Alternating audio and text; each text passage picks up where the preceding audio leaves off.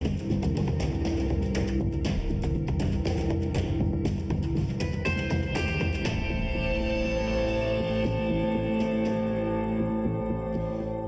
à tous et bienvenue à ce rendez-vous du 20h. Voici les titres. Promotion du dialogue, le leadership du président Macky Sall en Afrique, cité en exemple le satisfait du Centre indépendant et d'initiative pour le dialogue, un organe consultatif des Nations Unies.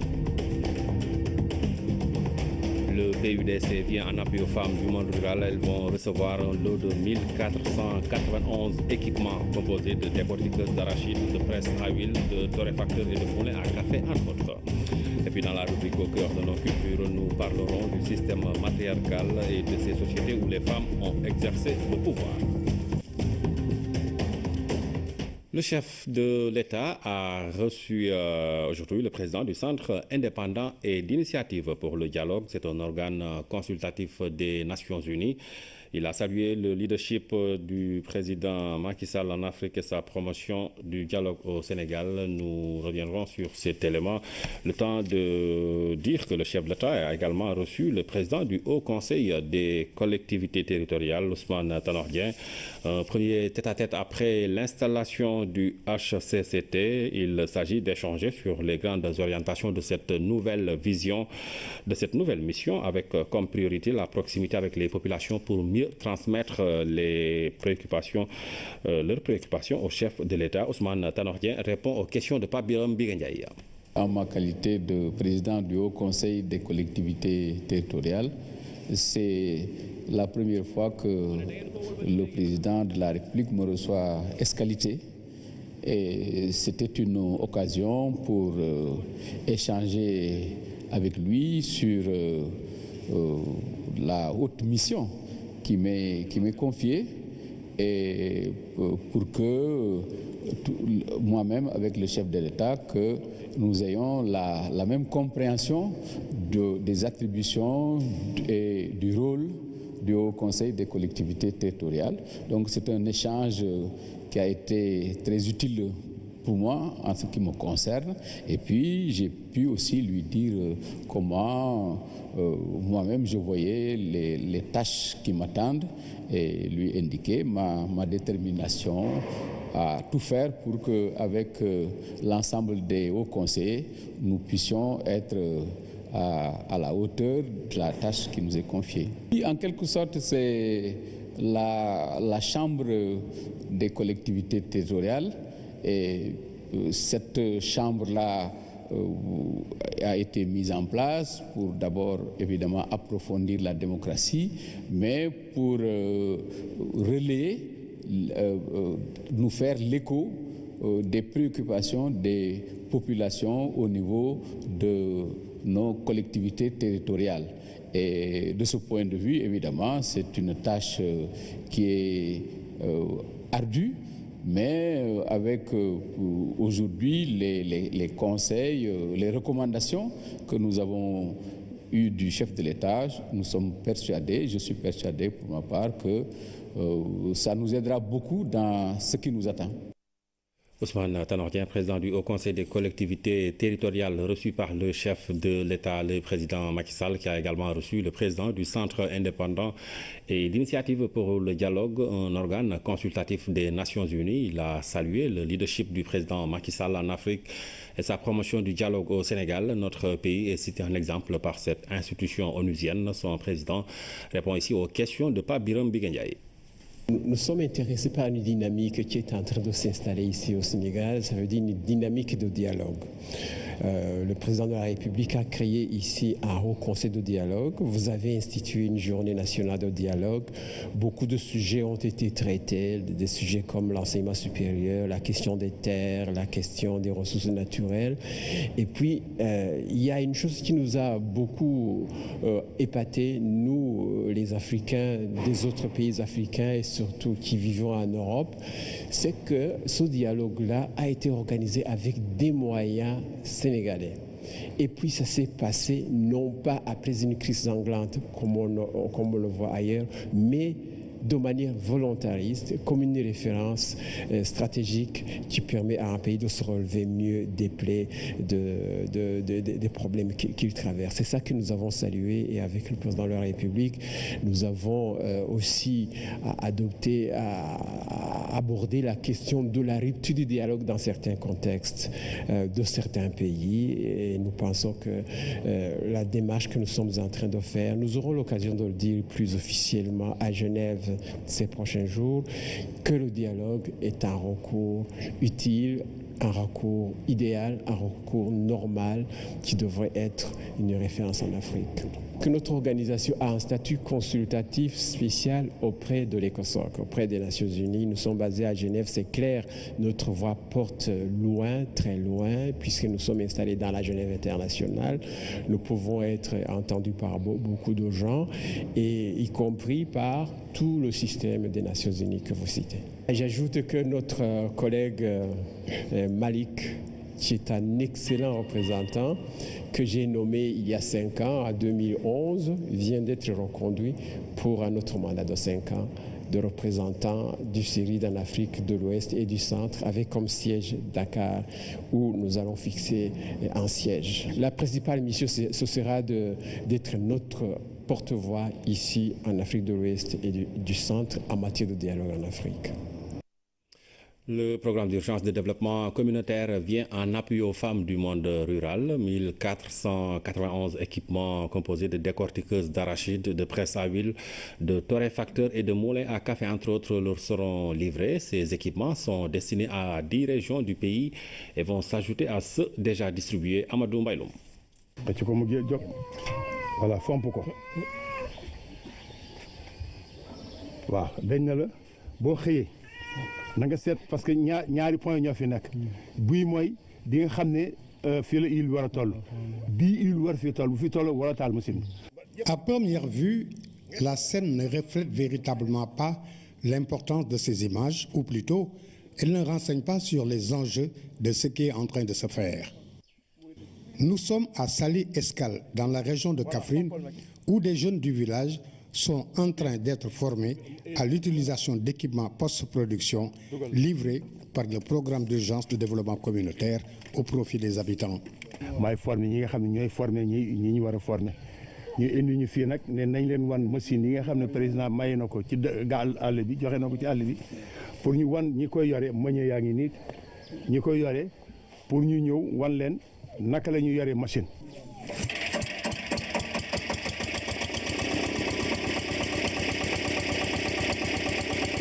Cette formation se fait sous le regard intéressé des femmes qui en sont les principales bénéficiaires.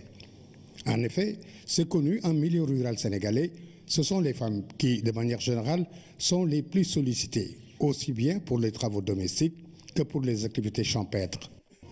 La finalité de cet appui du PUDC étant de contribuer à l'amélioration des conditions de vie des populations du monde rural en accédant aux services de base à travers la mise en place d'infrastructures socio-économiques. Puisque le monde rural concentre 57% de la population nationale et que ces activités se consacrent essentiellement à l'agropastoral, l'installation de moulins, de décortiqueuses et autres équipements de production et de transformation permet en effet la création d'activités économiques pour les femmes et les jeunes à travers la mise en place de comités de gestion administrative et financière qui gèrent les recettes mensuelles générées par les équipements, l'entretien et le fonctionnement du matériel. Tous ces équipements que le PUDC livre dans le monde rural partent d'ici, de cette unité bâtie sur un terrain d'1 hectare à Dalangabou, dans la région de Diourbel. Ce centre ouvrier y travaille en permanence à l'assemblage des décortiqueuses d'arachides, de presse à huile, de broyeuses d'arachides, de torréfacteurs, de moulins à café et à mil.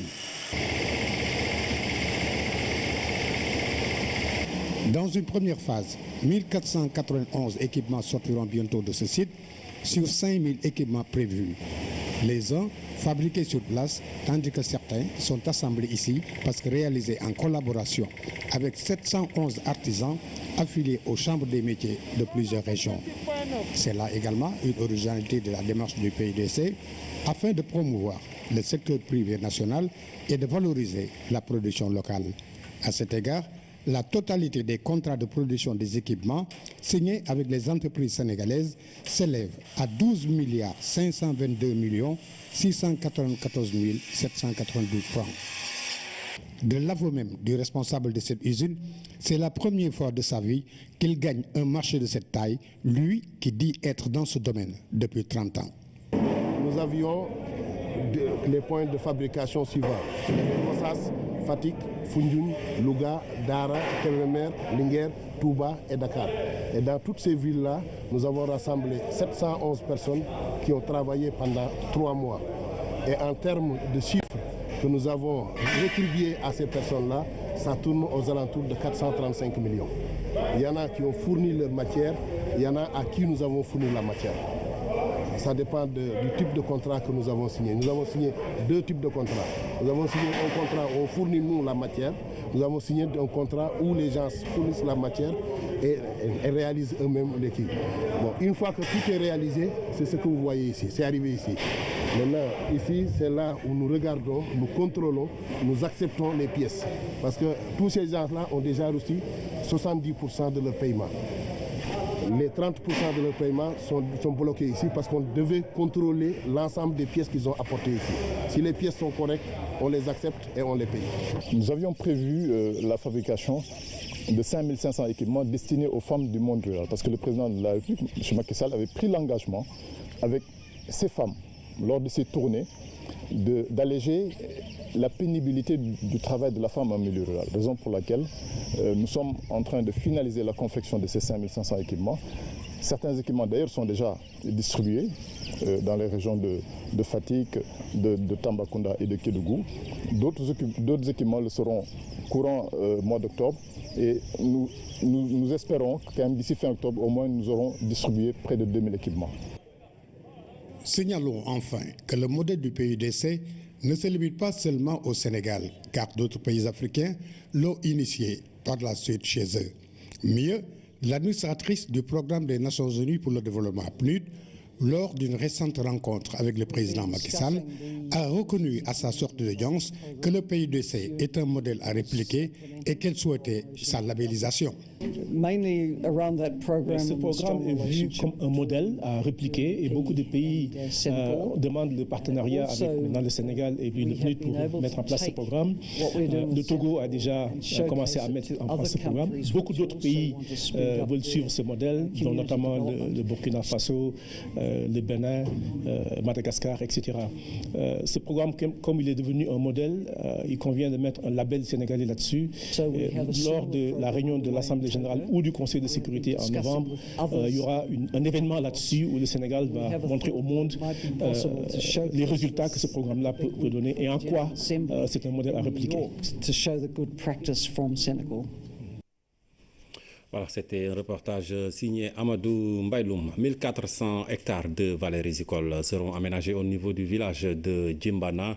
C'est dans le département de Goudomp. Le projet consiste à construire des ouvrages anti-sel et de maîtrise d'eau pour augmenter les rendements. Déjà, des expériences d'appui conseil ont démarré cette année et les résultats ont été appréciés par les populations moussamane.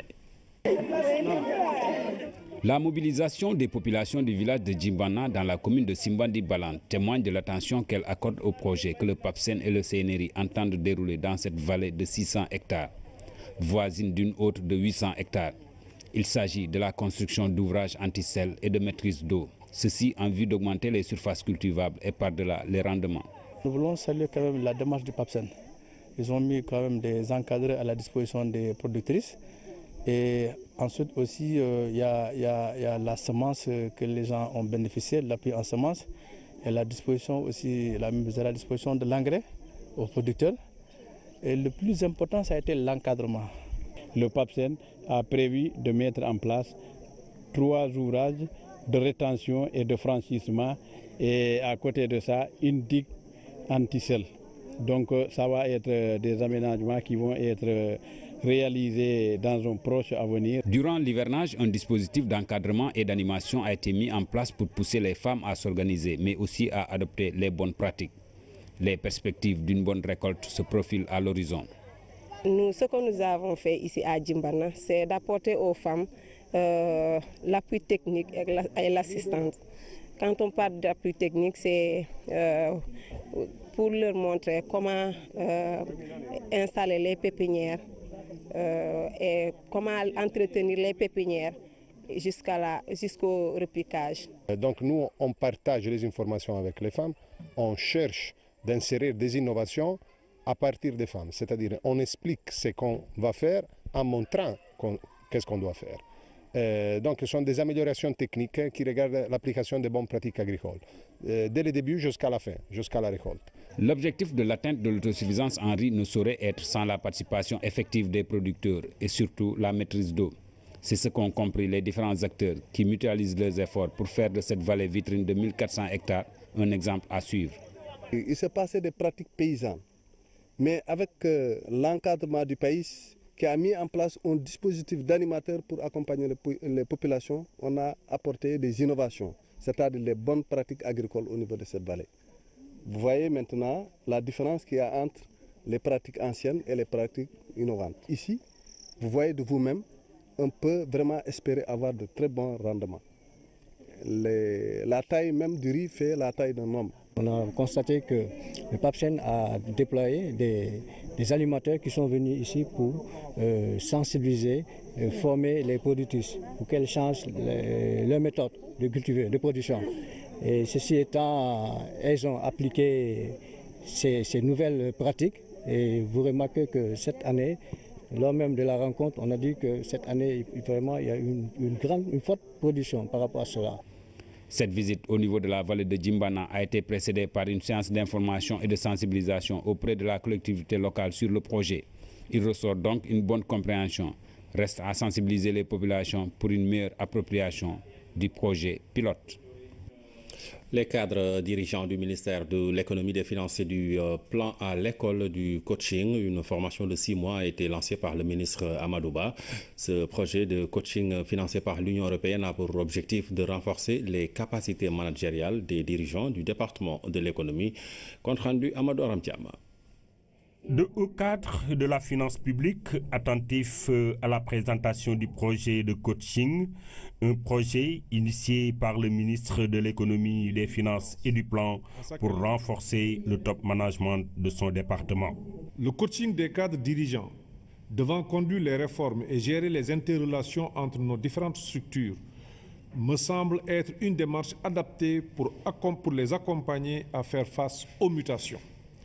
Ainsi, grâce à un appui financier de l'Union européenne d'un montant de 132 millions de francs CFA mobilisés dans le cadre du 10e FED, nous allons pouvoir réaliser une action novatrice. Rendu possible grâce à l'appui de l'Union européenne, cette activité de coaching fournit les outils pour améliorer les performances de l'administration. Le coaching est un des outils d'accompagnement en ressources humaines très utilisé dans la sphère privée et qui a montré toute sa pertinence dans l'administration publique. Les professionnels ici présents se chargeront mieux que moi de vous convaincre que le coaching peut être un puissant catalyseur pour accompagner les transformations de votre département. Le coaching, une activité qui a fini de montrer toute sa pertinence et dont la tutelle compte s'approprier pour faire de chacun de ses agents un champion des réformes. Cette activité de coaching revêt un intérêt particulier pour notre ministère. Elle est un outil de mise en œuvre de notre politique de ressources humaines, visant essentiellement à renforcer les capacités du top management en leadership et conduite du changement, développer les capacités techniques et managériales des cadres fortement impliqués dans la mise en œuvre des réformes, enfin définir une stratégie de mise en place d'un dispositif interne de coaching pour pérenniser l'accompagnement des cadres dirigeants. Le PSE, ce n'est pas seulement des projets, c'est aussi des réformes qui requièrent une nouvelle posture des hommes en charge de la conduite d'une grande organisation. Le coaching peut être un levier pour réussir le pari de l'émergence souhaité par le chef de l'État. Près d'une dizaine de directeurs de sociétés technologiques coréennes séjournent au Sénégal. L'objectif est de nouer un partenariat durable, surtout dans la lutte contre la cybercriminalité.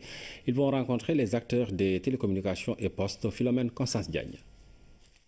À une heure où le terrorisme préoccupe le monde, il urge de renforcer la coopération entre les pays.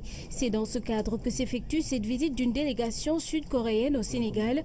Cette équipe de directeurs généraux de société vient échanger des bonnes pratiques dans la lutte contre la cybercriminalité. Que le Sénégal a déjà réalisé beaucoup de choses dans le domaine de la cybersécurité. Nous avons un dispositif juridique qui est assez complet et nous avons des structures opérationnelles au niveau de la police, de la gendarmerie, mais également des institutions qui s'occupent de la protection des données personnelles. Et tout cela demande une coordination, une cohérence d'ensemble que certains pays ont déjà pu mettre en place. Nous avons indiqué dans notre document de stratégie qu'il fallait justement rendre tout cela plus cohérent. Et c'est à ce titre que les Coréens aujourd'hui ont une expérience avérée dans ce domaine qui va nous permettre de vivre d'autres expériences et de comprendre comment ce domaine est organisé dans des pays qui sont les plus ciblés et qui pourra nous permettre de nous en inspirer pour mettre en place aussi nos dispositifs de coordination. La cybersécurité pour la protection des personnes, mais aussi de leurs biens. Avec l'expertise sud-coréenne, l'économie sénégalaise pourrait en tirer profit. La question de cybersécurité et la lutte contre cybercriminalité est un côté revers du développement de TIC. La proportion de l'industrie TIC dans l'économie de la Corée du Sud est très importante. Naturellement, la technologie de cybersécurité s'est développée avec cette industrie de TIC. Donc notre modèle de l'économie peut être transmis au modèle de l'économie sénégalaise avec spécifiquement cette technologie de cybersécurité. Un planning d'activité sera déroulé pendant ces prochains jours pour permettre d'asseoir un partenariat durable entre acteurs des télécommunications des deux pays. Les bailleurs et donateurs de la filière fruits et légumes ont tenu ce matin un atelier à la résidence de l'ambassadeur du Royaume des Pays-Bas. L'échange vise à donner à tous les intervenants une meilleure compréhension des possibilités et des expériences de ce secteur. Louise Vizza. Producteurs et exportateurs, acheteurs et industriels, donateurs et agences de financement intervenant dans la filière des fruits et légumes formulent les ambitions pour une meilleure implication des bailleurs de fonds dans le développement des exportations vers le marché européen. Aujourd'hui, si on voit les exportations du Sénégal, elles sont bien entendu orientées vers les produits du frais. Sachant qu'aujourd'hui, en insistant sur la transformation, sur beaucoup plus de valeur ajoutée, on crée des emplois, on crée beaucoup plus de richesses et bien entendu une meilleure distribution de ces richesses-là par rapport aux producteurs surtout et par rapport aux transformateurs. Le financement du secteur horticole constitue le premier goulot d'étranglement pour lever le blocage. Le Royaume des Pays-Bas propose une aide à la coopération. Pays-Bas, on a quelques programmes mondiaux qui sont ouverts aussi au Sénégal pour vous soutenir dans ce secteur aussi. Et le but de notre atelier, c'est vraiment d'identifier les possibilités et les défis aussi dans ce secteur pour qu'on puisse avancer les exportations sénégalaises des fruits et des légumes vers l'Europe et d'ailleurs. Le partenariat permet d'identifier davantage l'ensemble des problématiques sur la chaîne de valeur. Il est aussi question de voir comment l'accompagnement peut être fait d'une manière cohérente. Parce qu'aujourd'hui, si tous les partenaires techniques et financiers interviennent dans la production et le maillon commercialisation ou accès au marché est laissé en rade, je crois que même la production ne pourra pas réellement être soutenue. Donc c'est pour ça qu'on est avec eux aujourd'hui pour adresser avec le secteur privé bien entendu, faire un diagnostic complet du secteur, voir en termes de production où sont les besoins, voir en termes de commercialisation où sont les besoins, mais aussi voir quelles sont les perspectives et c'est là réellement l'importance de la transformation de nos produits.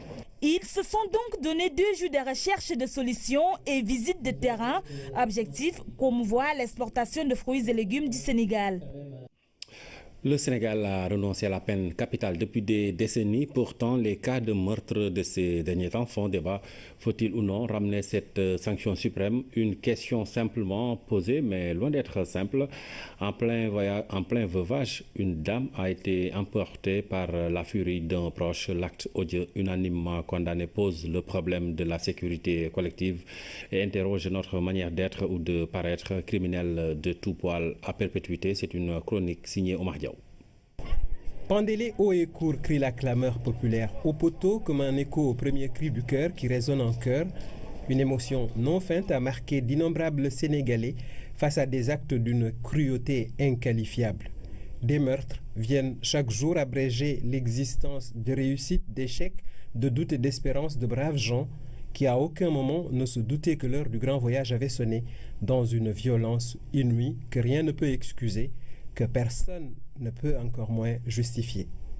Quand ce sont des individus ordinaires au casier judiciaire vierge qui sont souvent les auteurs de ces actes criminels, on peut se poser de nombreuses questions dont celle de savoir quand et comment on franchit le Rubicon. Car ôter la vie n'est pas facile, du moins la première fois. La récurrence d'événements funestes de cette nature fait craindre la banalisation d'un phénomène grave et déstabilisateur de l'ordre social. Là où on redoute la banalisation, force est de reconnaître que des mobiles d'une banalité déconcertante sont parfois à l'origine de ces homicides volontaires. Un vol à l'arraché qui tourne mal et un couteau qui perfore ou tranche un organe vital, un échange verbal houleux et un coup de manivelle ou de brique sur la tête. Une résistance face à des agresseurs, des voleurs et des violeurs qui vous envoient ad padres sans autre forme de procès. Les procès, c'est l'affaire de la justice. La dame risque d'avoir la main lourde face aux coupables de crimes de sang, perpète sans possibilité de remise de peine et de liberté conditionnelle.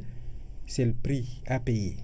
Et il est de toute façon plus doux que les balles d'un peloton d'exécution. Et puis, qui voudrait être un bourreau? Maintenant que le courroux citoyen s'est estompé quelque peu, que l'on laisse les défunts à leur repos éternel parce qu'on profane aussi des tombeaux pour des raisons sordides de puissance et d'argent. La chronique de Omar Diaw sur les crimes notés ces derniers temps au Sénégal. A-t-il existé des sociétés en Afrique où les femmes ont réellement exercé le pouvoir? Cheikh Anta Diop pense en tout cas que le socle des cultures négro-africaines repose sur elles. Exemple Cléopâtre, la reine de Saba et plus récemment Ndaté Yalla du Waalo. Si le matriarcat a disparu avec la domination des cultures arabes et occidentales, les traces d'un système matrilinéaire sont encore perceptibles au Sénégal. Nous en parle dans la rubrique Au cœur de nos cultures. Le matriarcat était le système général en Afrique, selon Cheikh Anta Diop. Pendant tout le premier millénaire avant Jésus-Christ jusqu'au XIe siècle, les femmes ont réellement exercé le pouvoir. Toute la base de la civilisation africaine repose en fait sur le matriarcat.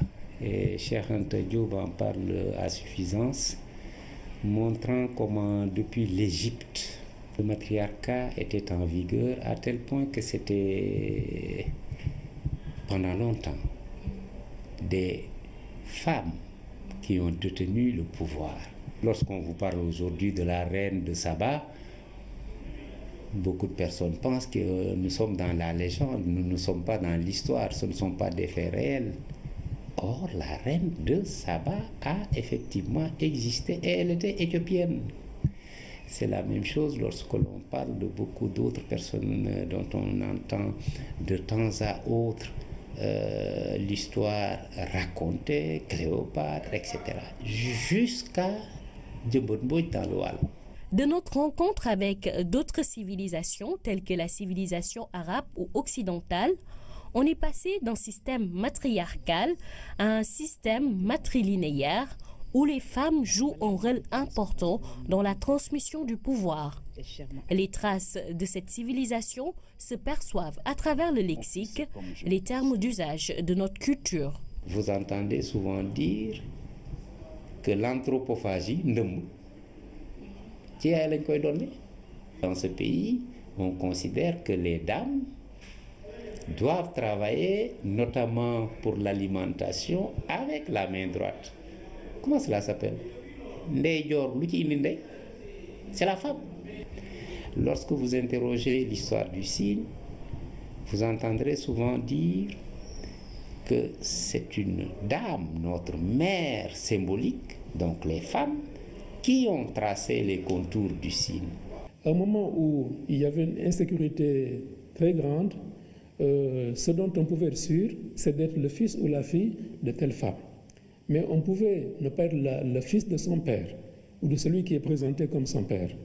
Donc la démarche matrilignagère a été généralisée et les Sérères sont restés constants dans cette démarche-là. De 1350 à 1960, il y a eu 53 rois du Sine d'origine galloise, donc venant de Balaba, l'arrière-petite-fille de Souniata Keïta. L'histoire du Bawol et du Kayor est édifiante à ce sujet. On était damel dans le Kayor par héritage du pouvoir du côté paternel.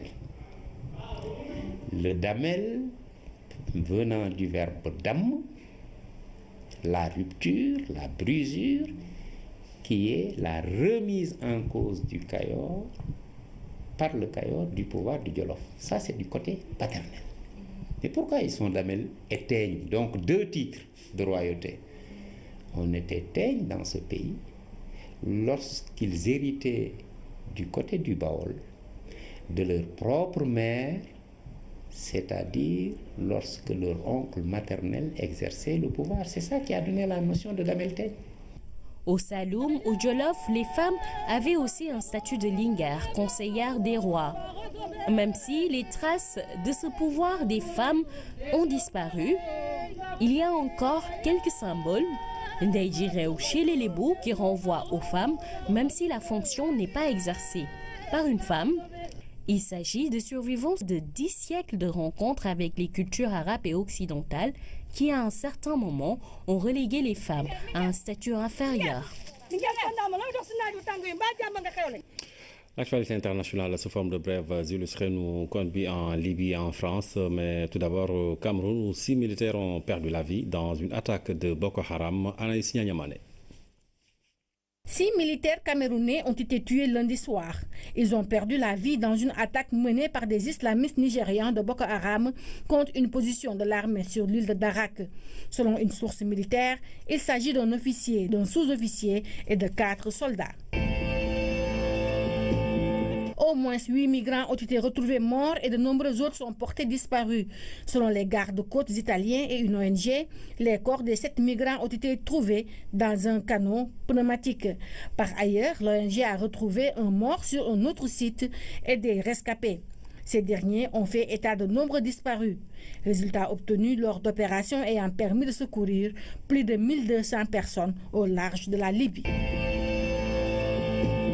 Le président ivoirien Alassane Ouattara promet que son pays ne quittera pas la Cour pénale internationale, contrairement à certains pays africains comme l'Afrique du Sud, le Burundi et la Gambie. Le président de la Côte d'Ivoire a fait cette déclaration après être reçu à l'Élysée par François Hollande. Et enfin, François Fillon a rencontré ce mardi à la Maison de la Chimie à Paris ses soutiens parlementaires, renforcés depuis dimanche par de nombreux sarkozystes.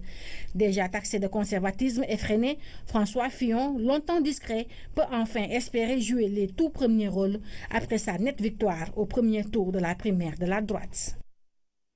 Retour chez nous pour parler du voilier école Juan Sebastián de Elcano qui est arrivé à Dakar. Ce joyau espagnol vieux de 89 ans est une plateforme d'apprentissage. Son séjour à Dakar va permettre aux officiers de la marine sénégalaise de bénéficier de cours de renforcement de capacité. L'ambassadeur d'Espagne au Sénégal y a fait un tour en présence de notre reporter Aminata Mbengfal. 40 ans après son premier accostage au Sénégal, le voilier école Juan Sebastián de Elcano jette de nouveau l'ancre au port de Dakar. Ce navire vieux de 89 ans est une plateforme d'apprentissage des officiers de la marine espagnole. Son séjour à Dakar sera l'occasion de renforcer les capacités de la marine sénégalaise. On va aussi profiter pour la formation des apprentis de marins et avec l'armée sénégalaise, on va faire des activités avec eux et aussi avec quelques officiers espagnols qui font leur fonction ici au Sénégal. à la Marina du Sénégal. Ce bateau symbolise la puissance de la marine et des forces navales espagnoles. Sa présence au Sénégal vise à renforcer la coopération militaire entre les deux pays. Cette visite va permettre de montrer clairement à nos partenaires sénégalais, au niveau du gouvernement et des forces armées sénégalaises, que l'Espagne est un allié, est un partenaire engagé du Sénégal, parce que le bonheur du Sénégal, c'est aussi notre bonheur.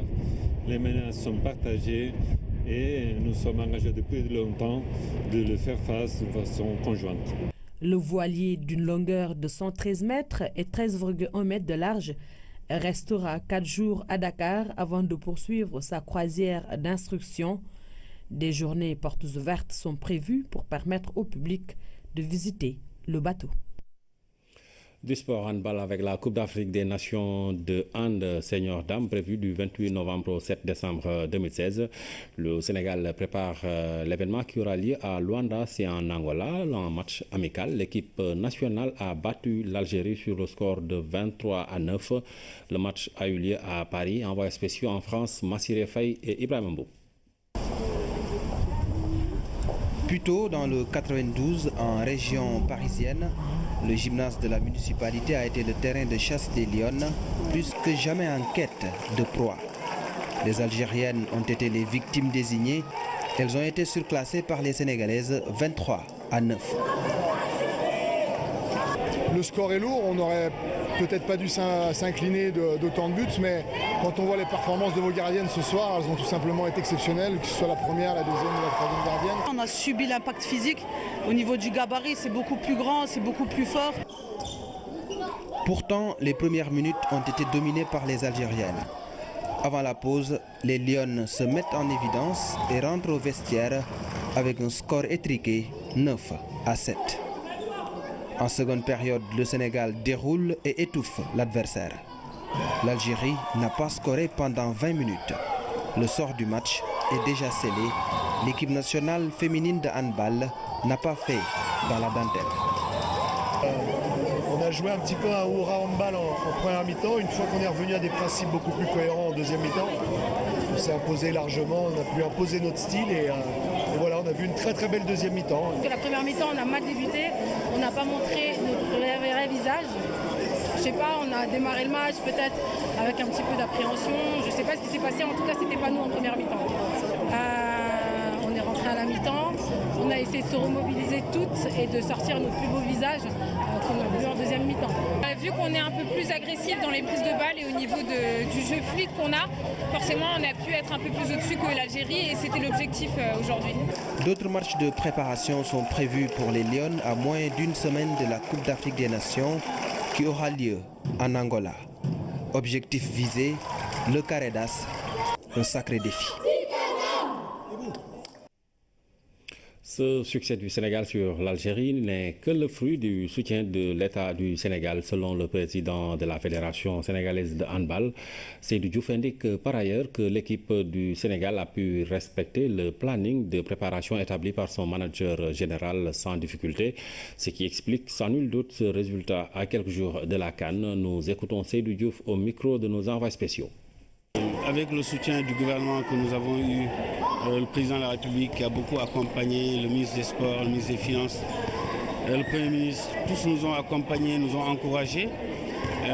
C'est en fait la dernière phase de préparation. Nous avons déjà fait 3 préparations en région parisienne et à Orléans. En mars, en juin, on a été à Thiès. En octobre, nous sommes revenus ici. Là, on est encore là pour aller vers la CAN.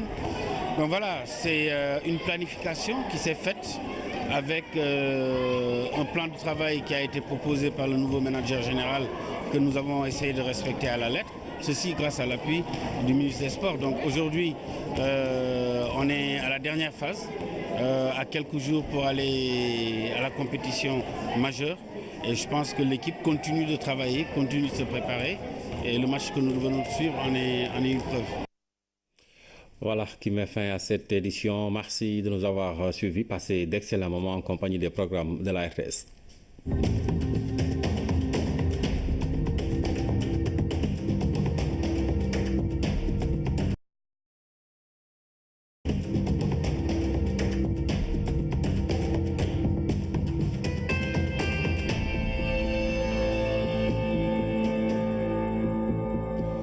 Bonsoir à tous et bienvenue à ce rendez-vous du 20h. Voici les titres.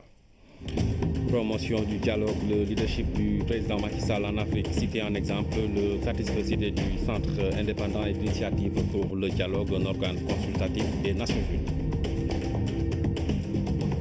Le PUDC vient en appui aux femmes du monde rural. Elles vont recevoir un lot de 1491 équipements composés de décortiqueuses d'arachide, de presse à huile, de torréfacteurs et de moulins à café, entre autres. Et puis dans la rubrique au cœur de nos cultures, nous parlerons du système matriarcal et de ces sociétés où les femmes ont exercé le pouvoir. Le chef de l'État a reçu aujourd'hui le président du Centre indépendant et d'initiative pour le dialogue. C'est un organe consultatif des Nations Unies. Il a salué le leadership du président Macky Sall en Afrique et sa promotion du dialogue au Sénégal. Nous reviendrons sur cet élément. Le temps de dire que le chef de l'État a également reçu le président du Haut Conseil des collectivités territoriales, Ousmane Tanor Dieng. Un premier tête-à-tête après l'installation du HCCT. Il s'agit d'échanger sur les grandes orientations de cette nouvelle vision, de cette nouvelle mission, avec comme priorité la proximité avec les populations pour mieux transmettre leurs préoccupations au chef de l'État. Ousmane Tanor Dieng répond aux questions de Pape Birame Bigandiaye. En ma qualité de président du Haut Conseil des collectivités territoriales, c'est la première fois que le président de la République me reçoit escalité. Et c'était une occasion pour échanger avec lui sur la haute mission qui m'est confiée et pour que moi-même avec le chef de l'État que nous ayons la même compréhension des attributions et du rôle du Haut Conseil des collectivités territoriales. Donc c'est un échange qui a été très utile pour moi en ce qui me concerne. Et puis j'ai pu aussi lui dire comment moi-même je voyais les tâches qui m'attendent et lui indiquer ma détermination à tout faire pour qu'avec l'ensemble des hauts conseillers, nous puissions être à la hauteur de la tâche qui nous est confiée. Et en quelque sorte, c'est la Chambre des collectivités territoriales.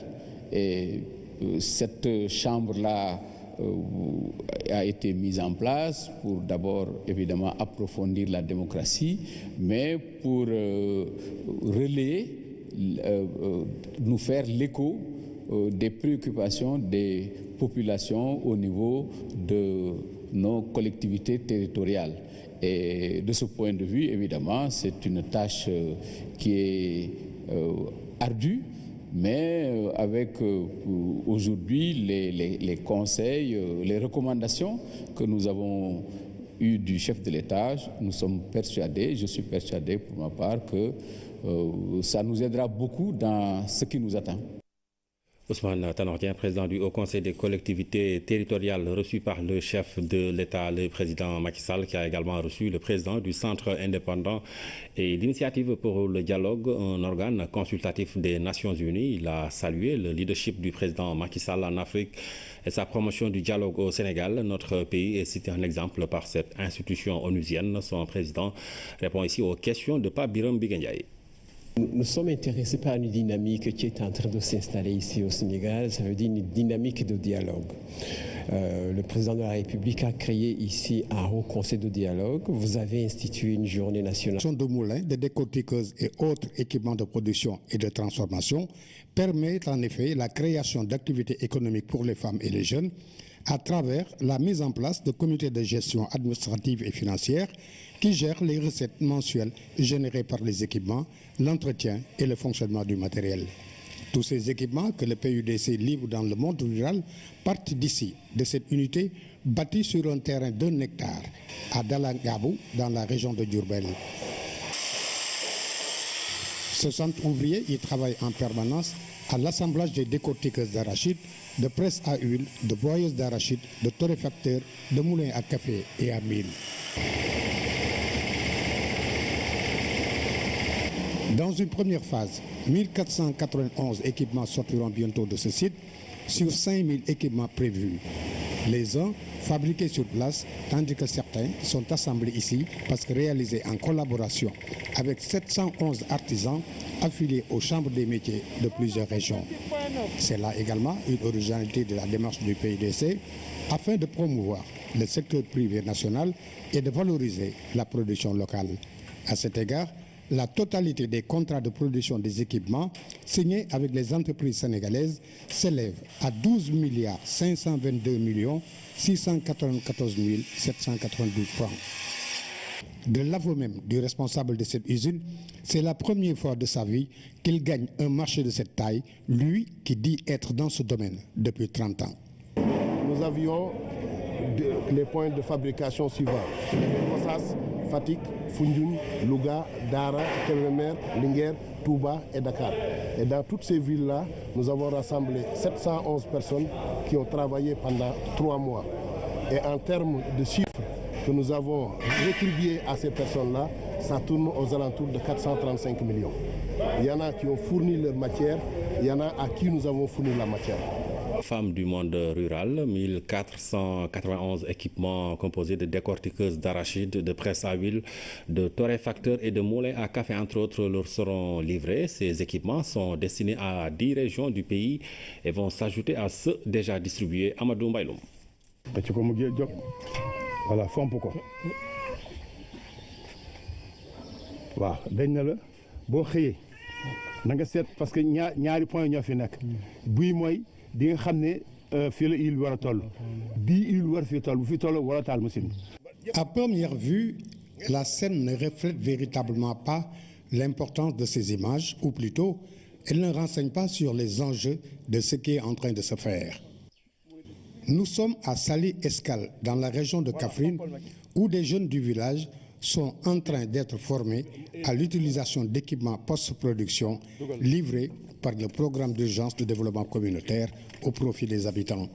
maay formé ñi nga xam ne ñooy formé ñi ñu war a formé ñu indi ñu fii nag ne nañ leen wan machine yi nga xam ne président maye na ko ci gaal àll bi joxe na ko ci àll bi pour ñu wan ñi koy yore meññee yaa ngi nii ñi koy yore pour ñu ñëw wan leen naka la ñu yoree machine.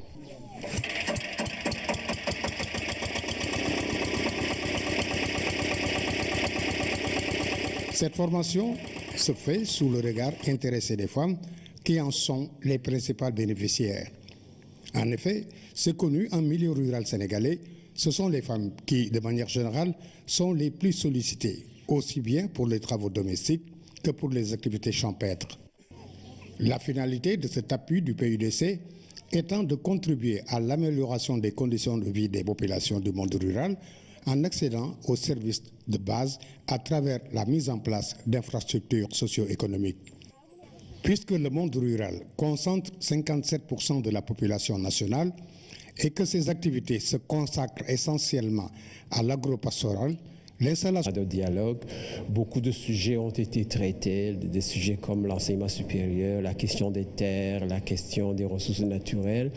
Et puis, il y a une chose qui nous a beaucoup épaté, nous, les Africains, des autres pays africains et surtout qui vivons en Europe, c'est que ce dialogue-là a été organisé avec des moyens sénégalais. Et puis ça s'est passé non pas après une crise sanglante comme on le voit ailleurs, mais de manière volontariste, comme une référence stratégique qui permet à un pays de se relever mieux des plaies, des problèmes qu'il traverse. C'est ça que nous avons salué et avec le président de la République, nous avons aussi abordé la question de la rupture du dialogue dans certains contextes de certains pays et nous pensons que la démarche que nous sommes en train de faire, nous aurons l'occasion de le dire plus officiellement à Genève ces prochains jours, que le dialogue est un recours utile, un recours idéal, un recours normal qui devrait être une référence en Afrique. Que notre organisation a un statut consultatif spécial auprès de l'ECOSOC, auprès des Nations Unies. Nous sommes basés à Genève, c'est clair, notre voix porte loin, très loin, puisque nous sommes installés dans la Genève internationale. Nous pouvons être entendus par beaucoup de gens, et y compris par tout le système des Nations Unies que vous citez. J'ajoute que notre collègue Malik qui est un excellent représentant, que j'ai nommé il y a 5 ans, en 2011, vient d'être reconduit pour un autre mandat de 5 ans de représentant du CERID en Afrique de l'Ouest et du Centre, avec comme siège Dakar, où nous allons fixer un siège. La principale mission, ce sera d'être notre porte-voix ici en Afrique de l'Ouest et du Centre en matière de dialogue en Afrique. Le programme d'urgence de développement communautaire vient en appui